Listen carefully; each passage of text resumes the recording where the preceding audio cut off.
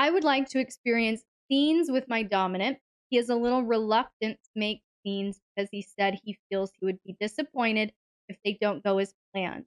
All of our DS intimacy is very spontaneous in our dynamic, but scenes are something I deeply crave so I can experience my limits and learn with him. How do I feel fulfilled as a submissive without scenes until he is ready, and also help him to feel comfortable in doing scenes with me? Great question, wonderful question. Love this question. Okay, and I know, Gio, you are here. And before I jump into this, Gio, I'm going to say I'm going to call a duck here. I love you, my friend. I'm going to call a duck here. I'm going to talk to you dom to dom. Okay? I'm not going to patronize you. I'm not going to coddle you. Because it's time to step it up, my friend. Okay? So, Gio, buckle up, my friend, but we're going to get into this. We're going to get into this a little bit. I love you, Gio. But this right here, this fear of failure, that's really what's happening. He feels he would be disappointed if they don't go as planned. There are a lot of things that happen in life that don't go as planned. And if we have to be in perfect control of everything, if we have to be able to predict everything, and everything must go perfectly according to our projections, that doesn't make us dominant, my friend. That makes us very, very scared and powerless. That's kind of how I'm hearing this. He feels he would be disappointed if they don't go as planned. Okay, you can be disappointed. And you know what? You can get over it. Because this is how confidence is built. It's showing up, it's doing it, it's having, okay, there are some things that I need to address and fix next time, but there were some wins here. There were some victories. This went well. Okay. And that's how confidence is built. One victory built upon another. But you're avoiding the chance to grow in your own confidence here, my friend, because you're avoiding.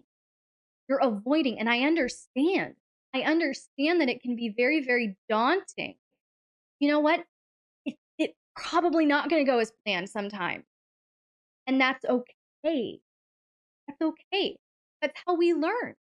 When things don't go as planned, we go, okay, you know what? I'm still the dominant here, even if it didn't go as planned. And that's the first point that I want to make to you. Perfection isn't what creates dominance. As a matter of fact, perfection doesn't exist. Perfection is an illusion. So, Gio, if you're expecting yourself to be perfect in order to qualify as a dominant, you're shooting yourself in the foot, my friend. I love you. I care about you. I want you to have a great experience in this lifestyle and with your partner. That seems to be what you're doing right now. Is you have this, I'm not even going to try because I'm going to be disappointed if things don't go as planned. And really, at the end of the day, that's a fear of failure. And the fear of failure is preventing you from building your confidence. So I don't think this is a matter where I need to talk to your submissive about how she can facilitate a better environment. Now, if she does not make you feel safe, if she makes you feel picked apart, judged, condemned, whatever, then that's a conversation the two of you can have. But as of right now, I don't feel like it's going to solve a lot of these issues by talking to your submissive. I don't think this is your submissive responsibility, Gio. And the fact that she asked this question and not you indicates to me that, yeah, we might have some people pleasing, we might have some codependency, we might have this, I am responsible, I have to be responsible all the time. So she went ahead and took the initiative to ask this question. And really, it's not her responsibility here. It's yours, my friend. So that's the first thing. I think you're putting too much pressure on yourself because perfection is not what creates dominance. Perfection is not what makes you a dominant. Okay. Second thing, which I think I've already kind of touched on, but you need to do it afraid. Okay, you've heard me say that before, just do it afraid. And I'm saying that because, again, confidence is built by one victory built on top of another. But if you have such avoidance, you're not ever going to grow in that area. And so my advice to you, stop avoiding. I know that you're concerned that, something might go wrong. It's not going to go perfect. Chances are not. Not. But here's the good thing, okay? And here's what I want you to walk away with. It's going to prove to you, Geo, how dominant you really are, how capable you really are. When things don't go perfectly and you're still in control and you still run the room and you still show you're submissive, okay, that little hiccup happened. I still got this. I'm still in control. I'm not fazed by that. I'm not thrown off by that. I'm not intimidated by that.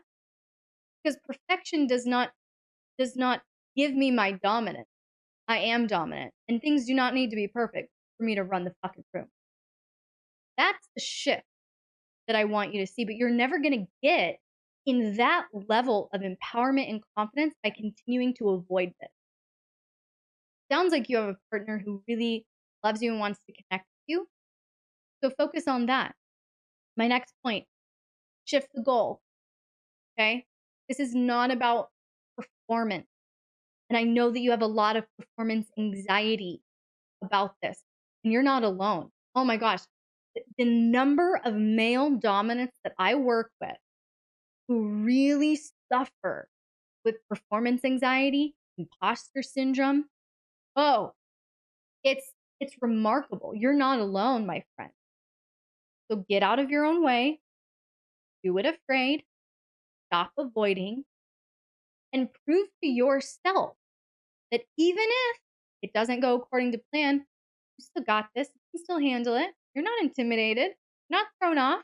Do it afraid, stop avoiding. Remember that perfectionism isn't what creates dominance. Shift the goal, not about performance.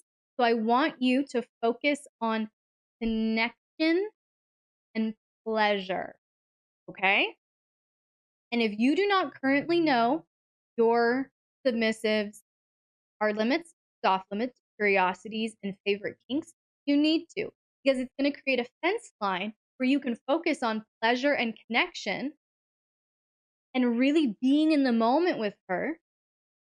Because I think, and correct me if I'm wrong, submissive hell kitten, but I think that if you just showed up and just tried and just ran the room, did what sounded fun to you, did what sounded pleasurable to your submissive, and focus on connecting with her, I think it's going to so fulfill her, you just being that focused on her, that present with her, that mindful with her, that it's going to give her so much more patience.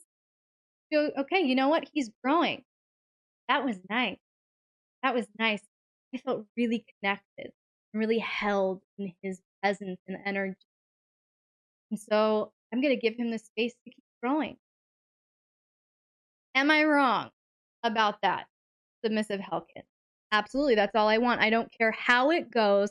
I just want to experience connection with him in that way and be able to submit even more. You see what I mean, Gio?